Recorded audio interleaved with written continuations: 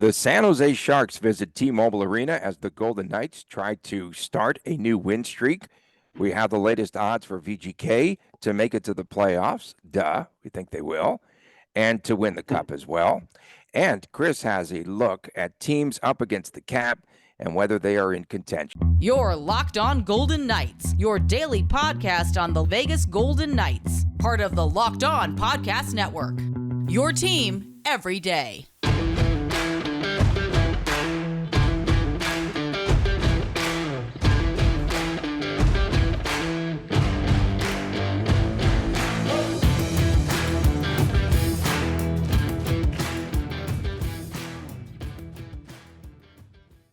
Hi again, everyone. I'm Tony Cardasco along with Chris Golick.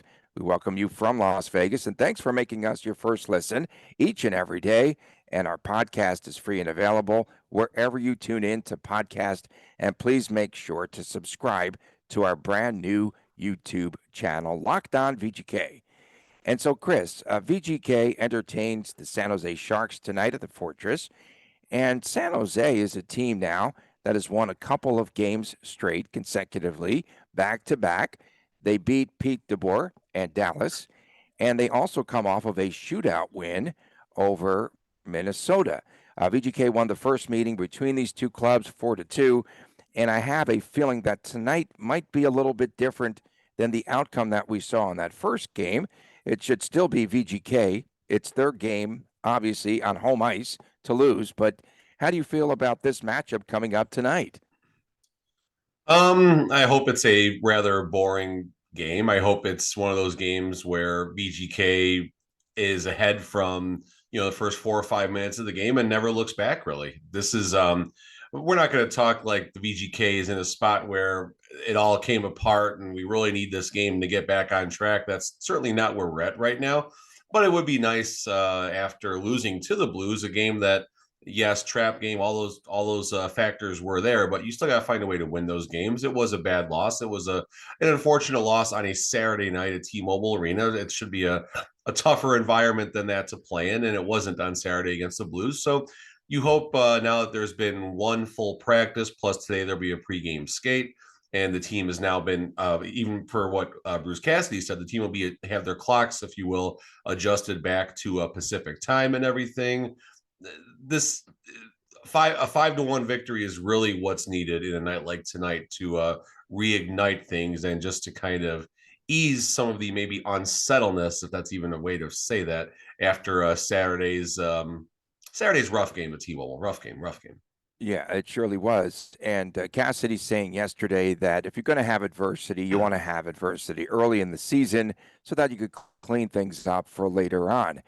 When I look at special teams, again, every game it appears as though this is one of the top keys to each game because VGK now struggling a little bit on the power play, right? Did they even have a power play opportunity against St. Louis? No, right? Not at all.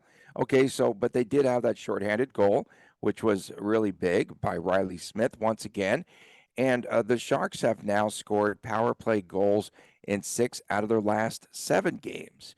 And so, again, this is a major factor coming into tonight's game.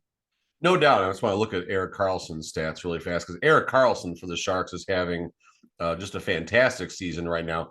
17 games played, 10 goals, 12 assists, and a +1 right now. So, I mean, if I've ever seen a player trying to prove their worth to get out of Dodge, so to speak, looks like Erik Karlsson might just be having that type of year, I guess, right now. And VGK was a major player for Erik Karlsson back in season 1 when the Ottawa Senators were looking, right? I think I got that right. Yeah. When the Senators were looking to move him, ultimately ended up on the Sharks the following, or was that same year? Either way, he ultimately ended up on the Sharks, right? And that worked well for one season and hasn't worked since then.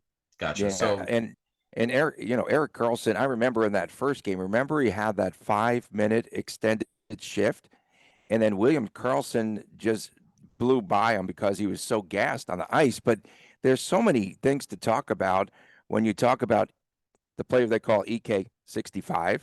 We'll go there. Against Minnesota, 34 minutes and 12 seconds he played on the ice, and that is, I think, by far the most minutes by any player this season. And so that's pretty crazy. And, it's just one of those things where he's starting to play, but he does like to play those extended minutes. But we did see him wear down against VGK in the first meeting. He also had a hat trick against Anaheim, the first hat trick ever by a San Jose defenseman. Yeah, I mean, Eric Carlson, back to the power play, that's obviously where he's going to do some damage. And not only the power play, but that's going to be a spot where he, of course, will be featured. And VGK will have to definitely buckle down on the PK side. And the power play, Tony, you and I, this is probably the fourth show now we brought this up. And we talked about this early on when VGK seemed to be on the wrong side of, the midpoint, if you will, for special teams rankings. And now that there's been a loss, I mean, look at us talking all down because they lost a single game. But, these things certainly do start to get magnified a little bit. And, this is the time. And like you said, Cassidy, again, I'm kind of just dumbfounded here that we're talking about if you want adversity, you want to have it early in the season. You got 3 losses. There's no adversity right now. There is no adversity right now. He's saying to Nothing get is any kind of gone. adversity out of the way. And you Yeah, said that's fair. you mentioned that they weren't putting players. There were no men in front of the net. I mean, there's a lot of things now that I think you sort of revert back to the past, and you don't want that to be an occurrence every night. You don't want that to happen.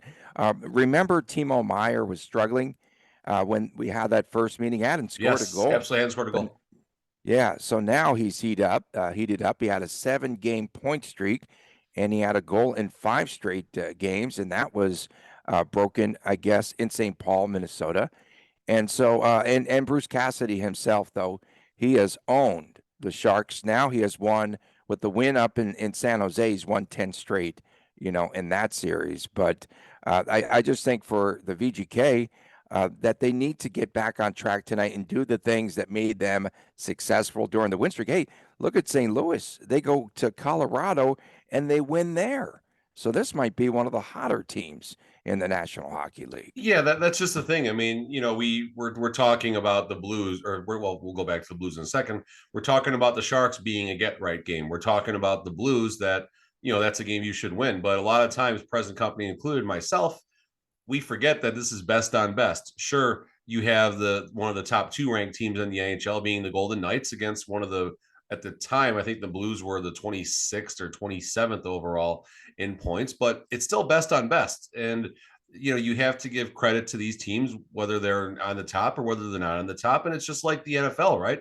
10-point underdogs do win, and they win at home sometimes, apparently, too, looking at when the Jets took out the Bills the previous week. And then, the Vikings go on the road as a, 6.5 or 7-point dog, depending on where you got it. So, I'm not looking to make this a football or an odds conversation, but, you have to give credit to these teams when they do beat the better teams. And it's not necessarily that big of a knock either on the Vegas Golden Knights for losing to the Blues over the weekend. That said, you lose, 2 games in a row, the Blues and the Sharks. That's certainly now we're talking a little more about that adversity, right? That Cassidy wants to get out of the way. And this just goes back to the accountability of this team right now. The mood you and I have right now that there's adversity. We lost a game after winning 9 games straight. Oh, now we're going to look at the special teams and we're going to, take a deeper dive in everything. Maybe the accountability, if you will, and the mood of Bruce Cassidy is working its way down through us, through our show, through the fans, through the players in their post-game interviews and stuff like that. So this is definitely a good thing. The feeling that we're having after a 9-game loss, after a 9-game winning streak after a bad loss. And go back to Pete DeBoer. What if this was Pete DeBoer's team after a 9-game winning streak on Saturday? Pete DeBoer would have been smiling in that post-game presser. It was a real good run. Things were really, really good. We'll get back to it. And we're going to forget this one. We're going to it was a trap game. It was, he'll find some excuse or something like that. That's certainly not the world we're in right now. And I guess, we as fans and media should celebrate that right now. Okay, so you'll be in attendance as a credentialed media member tonight and on Thursday. Are there any questions looming in your mind that you want to get out there? What's your number one question you want to know? Second period's really big, and that's been the Achilles heel of this team. And I don't know why. I mean, they do put a push on early on in games, right? And then perhaps they are just taking a little breather in the second period, and then they put all their efforts to close out the game. It's not so bad, but we knew sooner or later this would come back to bite them.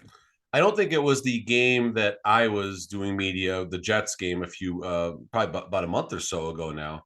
That actually might have been the game that, no, they lost to Saturday, but they lost to the Avalanche right after that. So scratch that from the record. But right around that time, Bruce Cassidy in a post game presser, I don't remember what he was asked or how, but he talked about the team is not a 60-minute team yet. But to his credit, he also said it was early in the season. No one's a 60-minute team yet. No one is putting together a, not a perfect effort, but just an effort where you don't point to a stretch of the game like, okay, this is where things went wrong. Right now, the stretch that the VGK does point at for a lot of these games is the second period. Even in games that they're winning, they're looking at the second period as spots where they struggled a little bit and set themselves a bit behind the eight ball. So that's my question tonight. Basically, I'll tell you right now. I'll put it out there, so maybe hopefully no one grabs it from me. But and it obviously depends on how the second period goes tonight. Of course, hopefully maybe the question doesn't come up. But if VGK does struggle a little bit in the second period, the question is simple: Coach, how do you evaluate the team's second period throughout the season so far, and how close is the VGK to becoming a 60-minute team? And I'm curious to see what the response would be. I'm sure he'll give a pretty good answer as long as he's in the right mood, of course. And we'll have a good time tonight. We'll have a good time tonight. Yeah, for sure. And if you really want to clear out that media room, mention my name, and then you'll be able to go one-on-one with Bruce Cassidy. The last time that we saw the Sharks here in Las Vegas, well, not counting preseason, that was the big game where VGK lost at T-Mobile Arena. Timo Meier scored that goal with 9/10 of a second to go, and Thomas Bordeleau scored the game winner in OT and pretty much sent home the VGK. Do you think that the players will remember this tonight?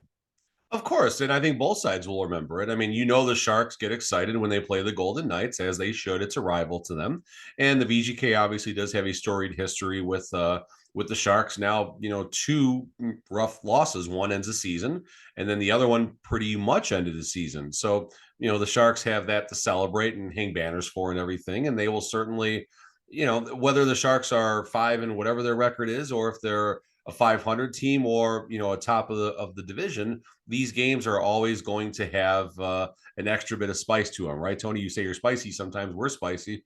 These games are spicy just for that reason. It doesn't matter how much how tilted the history is as far as VGK's win-loss record against the Sharks. It doesn't matter.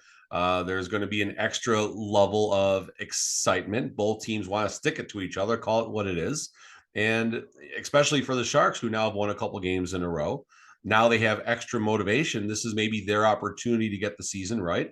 On the flip side, the Vegas Golden Knights, this is their opportunity to avenge Saturday's loss, if you will, and move on from that.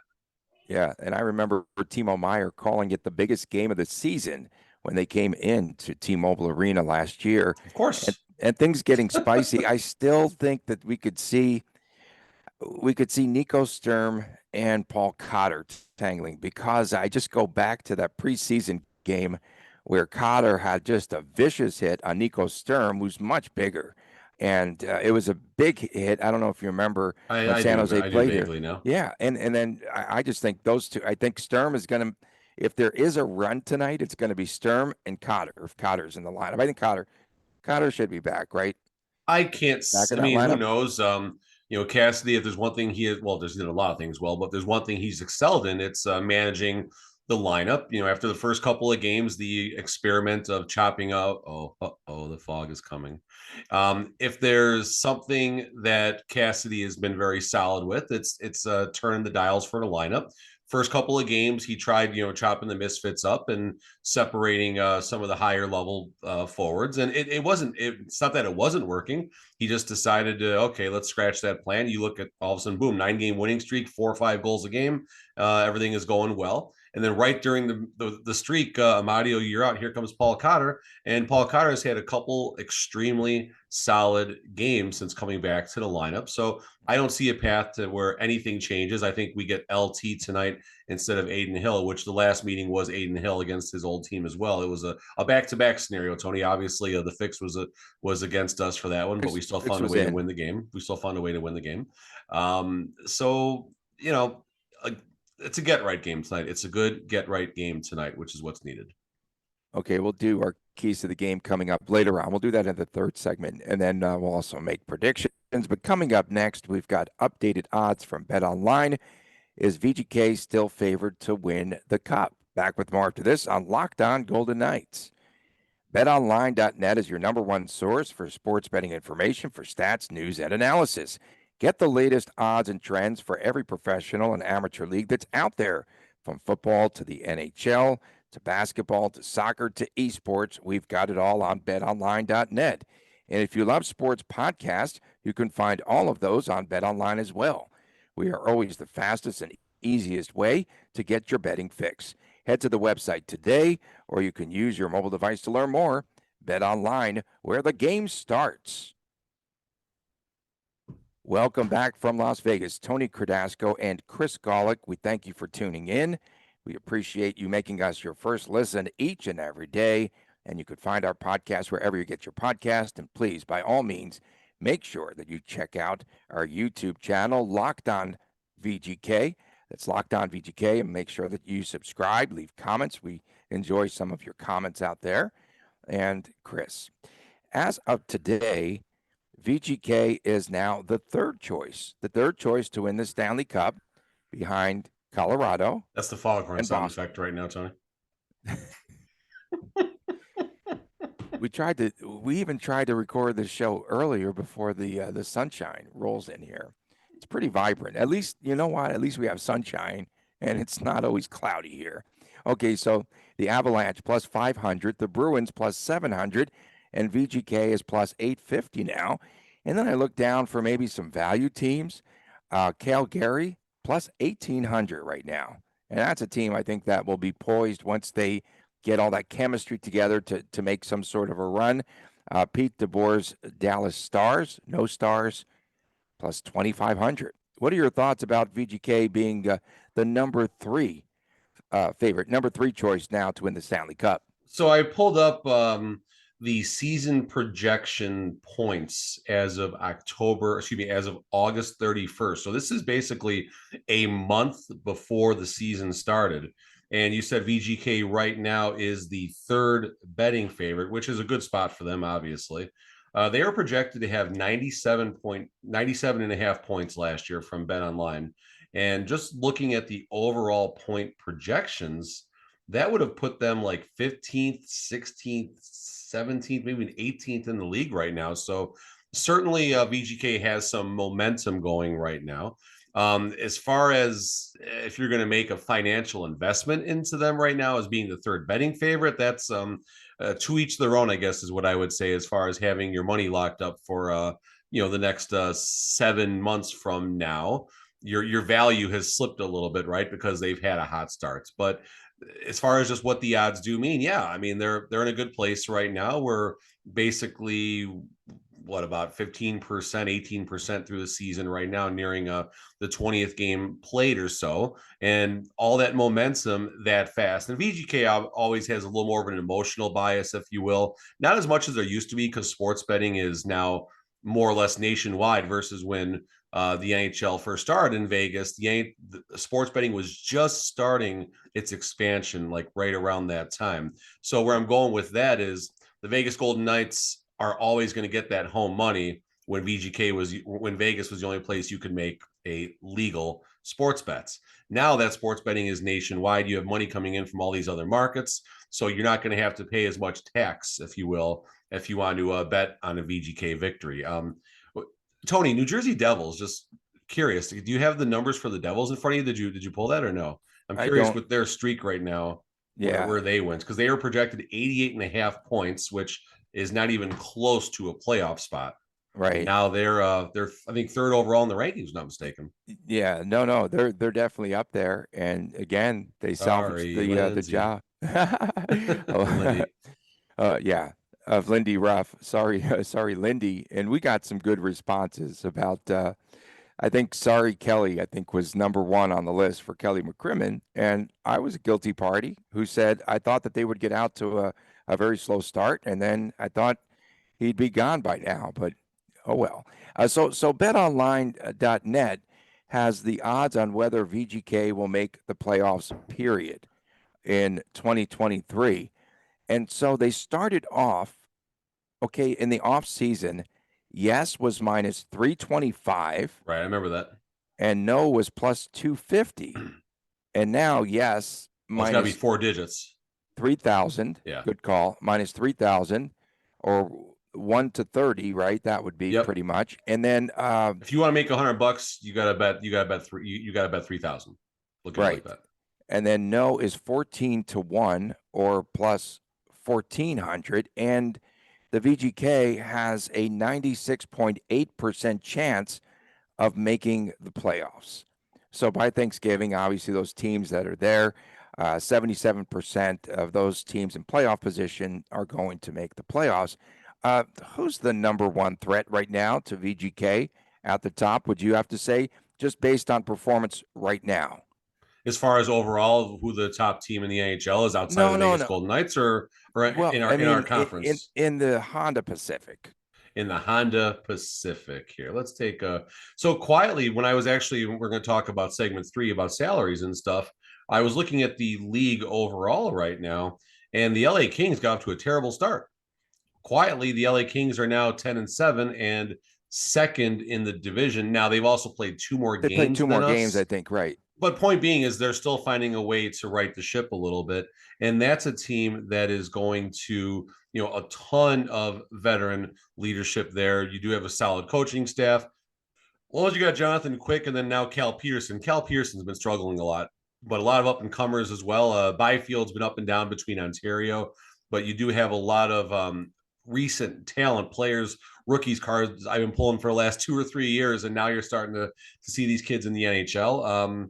So LA is obviously the dark horse, I would say, right now. And I think as time goes on, LA is doing what I thought Vegas was going to do: tread water for a little bit, and then they get a little better. And at the end of the season, they're there comfortably in the playoffs. We'll see if that run lasts.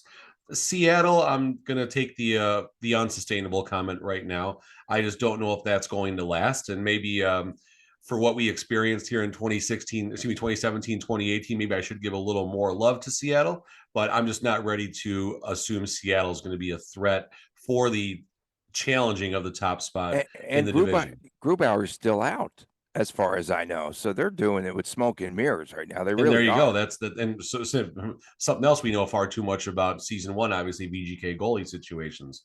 Edmonton is doing what Edmonton does. They're weird. They score a million goals, but they can't stop anything, even though every season they seem to try and address their goaltending situation. But I mean, Edmonton 9-7, but they're a +1 in their goal differential. I'd argue they probably have scored the most goals in the NHL or close to it, and they're only a +1 right now. You mentioned the Flames. I think at some point they're going to get this right. If there's one team I'm going to have to say that would be the threat right now, I'm actually going to stick with the Kings right now. Edmonton and Calgary, I think, will probably get there, but the path that VGK is on, I just don't know if those 2 teams can keep pace with them. And the Kings have been my dark horse team since the offseason, since they acquired Fiala. And I just think the Kings are going to be a tough out all throughout the season. And the Golden Knights do have some fun historic games against the Kings as well. Maybe the Flames and the Oilers just, maybe that last year was their flash, and this year they kind of fade back away. Who knows? There was, we're talking about sports betting, right? Mm-hmm. And I don't know if you saw J.J. Watt and his interaction with the fan, because, I mean, right now we have sports betting everywhere, and they're sponsors, obviously, of games, and we have in-game graphics and lines and totals and all of that, right? I think some teams just do, the totals on the game or in-game odds, and just kind of simplify it. But so J.J. Watt, of course, the defensive lineman for the Arizona Cardinals. So there was a guy yesterday on Twitter, and he said they blew this play dead, but JJ, you would have walked into the end zone, and I should have won $1,000. You want to help a brother out? And so JJ was supposed to score, and they blew a play dead on a fumble, I think it was. And he said, "Yeah, you got screwed. I got you. DM me your address." So now the other players getting too involved in what's going on with sports betting. Hey, let's face it, though. Players knew who was favored in the past before, this explosion and everything with your sports app and the legalized betting everywhere. But now, I don't know, maybe they need to be a little bit more guarded. What are your thoughts? So I guess just shout out to by far the best person I've ever worked for, Frank. Back in the day when I was in the casinos and stuff, he did go on and move on with one of those major companies as well, and was one of the key figures in the brick and mortar expansion of a very large sports betting company. And we had a lot of conversations about the growth of sports betting and what's happening and everything. So just can't go any farther without showing some love to one of my best friends, Frank, especially professional and just a personal great friend of mine. And yeah, it is amazing the growth of sports betting. I touched on it a second ago, Tony. I touched on it a second ago with the fact that it only used to be in Vegas, and Vegas, if you wanted to bet the Vegas Golden Knights, you got taxed for doing so because all the legal money was coming through Las Vegas. Now we have major sports betting meccas all over the entire country for the most part. More states, I believe, have sports betting than don't have sports betting. That might not be an authentic quote. I'm not 100% sure if that's accurate, but many places that have a form of gambling do have sports betting. And yeah, I mean, the players making comments like this, I mean, this goes back to fantasy football, I think, where, you get people chirping on social media, hey, I just needed one more half point from you and I would have won my league, or I would have won a huge DFS contest and all that stuff. Last night's game, right? You have the Eagles going for just a crazy hook and ladder and all the laterals and all that nonsense. Somewhere in that mix, Devontae Smith, a receiver for the Eagles, was involved in that, and I think he had a fumble. So imagine if you have hundreds of thousands of dollars riding on the outcome of that game, and Devontae Smith is charged with a fumble and all that nonsense at the end, and you lose all of that. You can go tweet Devontae. Yeah, I think that somebody had a prop up that it was over 63 and a half yards, I think, for him. And when they threw that pass, he lost yardage. He was at 64 yards and he lost yardage on that play. I think it was a 2 or 2.5 point swing, depending on exactly how the scoring systems work out. And, do the players need to be more guarded? Sure. I mean, JJ Watt saying, I'm going to send you $1,000. I mean, that's just, does that go too far? Seriously. I mean, will the league step in? Will leagues step in to make sure, that there's more integrity in the game? Hey, if I lose a bet, I'm not old-guarding your comment. I'm old-guarding Roger Goodell when you say that. In the heat of the battle, if I'm really ticked off, I might be tweeting at someone. Now, if I lose my $10, $20 parlay, for sure, I'm tweeting out at the player. Can you cover me? This was a bad beat. I mean, yeah, it's fair, and it's JJ Watt doing that. It's fun, right? I mean, it's fun, sure. And JJ Watt has not just everyone's going to be tweeting bets, at him for to cover sports bets, though. JJ Watt famously has also helped many people in situations like that where just and it's I can't cite specifically, but I know there's multiple things on social media where JJ Watt has helped and stuff like that. Now you can put this in the mix as well, and.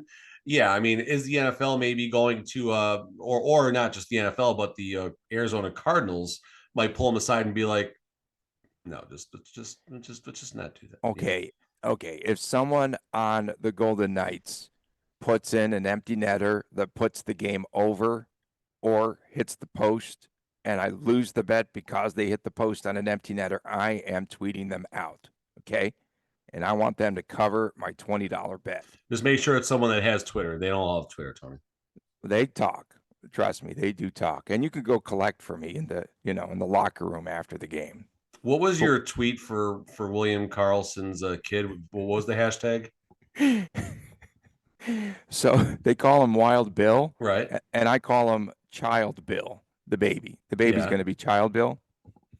Right, but you gave the baby a hashtag already. Baby Bjorn. Baby Bjorn, that's right. Oh, that was fantastic. That was funny. I don't know how you go from sports betting to a child being born, folks, but that's what happens on Tuesday in segment 2, I guess. Are you betting on the gender of the child? Ooh, that would be fun. That'd be fun. I saw so gender reveals are going to a new level. I actually in a crazy rat hole I was down on Facebook or Twitter or something, found some short video where it was they did a backyard wrestling match. It was two men wrestling, one wearing a blue onesie, whatever those things are called, and another one wearing a pink onesie. Whichever one got pinned, whichever one won the match was the gender reveal. So they were going up and back and, acting like they were going to pin. It was actually incredibly creative. So I do wonder what WK71 no has up his sleeve with the boys, because I think they might do something fun for that. Yeah, it could be. And they do have a very funny skit out with the new reverse retro jersey where Carlson's in bed with his wife. Well, this is where it all started. And they have his reverse retro jersey glowing. Coming up next, yeah, we need to get out of this one. No, and you know what though? I don't really. He's staying in. I don't. No, I don't spy. I don't spy on people's Instagrams, but I do follow his wife. Okay, and she follows you. She follows you. Call it what it is.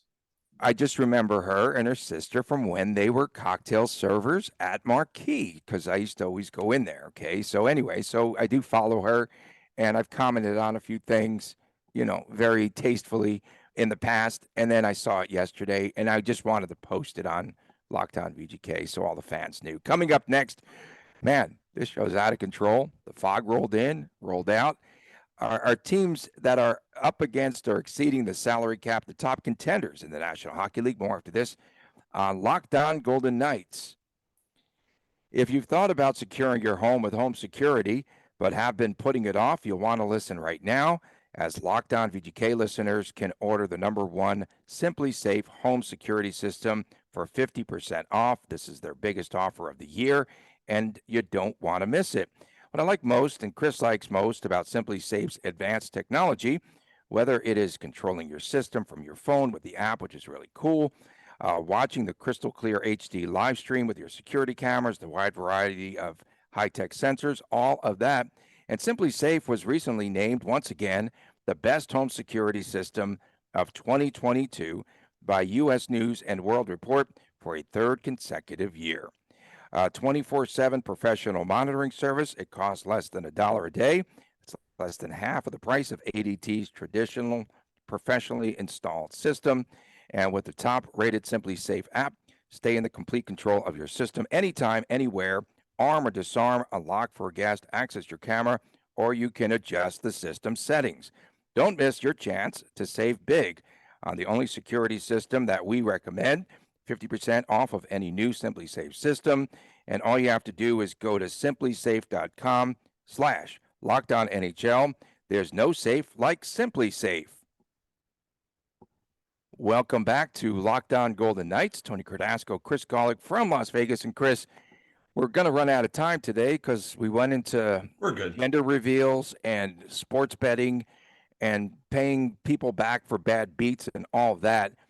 So you did some research yesterday, and you know what? The graphic that you sent me, the magnifying glass wasn't working yesterday. I mean, could that print get any smaller? Okay, so let's go into teams that are up against the salary cap or exceeding the salary cap and where they stand currently in the NHL races. So what's interesting, I saw Cap Friendly put this out there last week. Two teams made some LTIR moves. I'm kind of looking at the side of my phone right now, my magnifying glass here.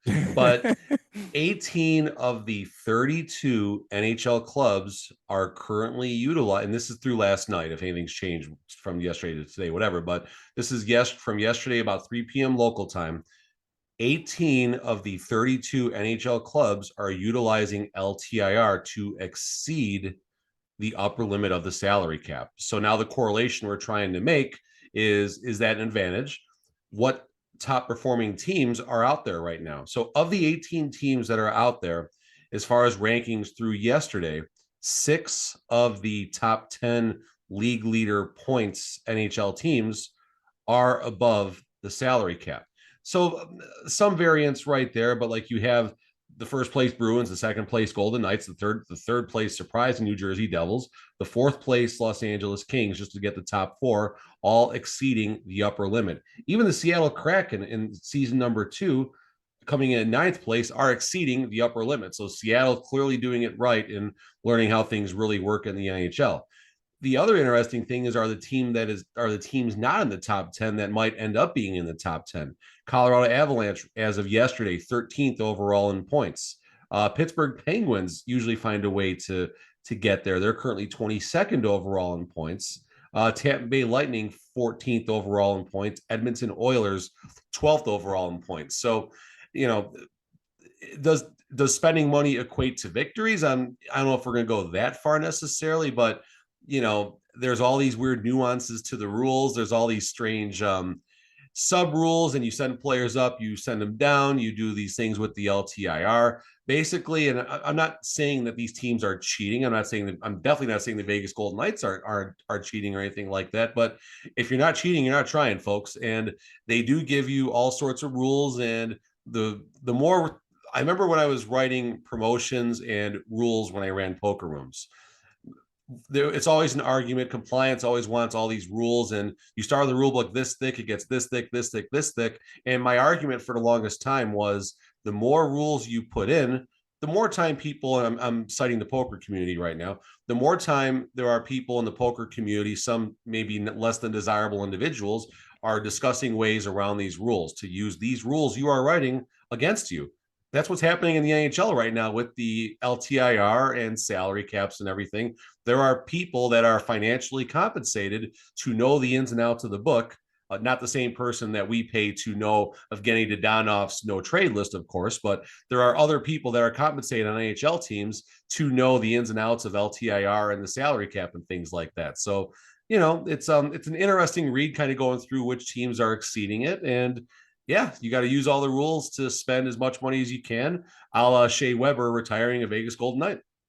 That's true. And the only players that have been injured this season have been on LTIR or IR for Laurent Brossoit, and that's it. And so, knock on wood, it's been a very healthy start for the VGK. Let's get into some keys to tonight's game, the VGK against the San Jose Sharks. And, I'm going to start first. I put down, don't get caught up. Of course, a lot of shenanigans happen in games like this with the Sharks, so don't get caught up there.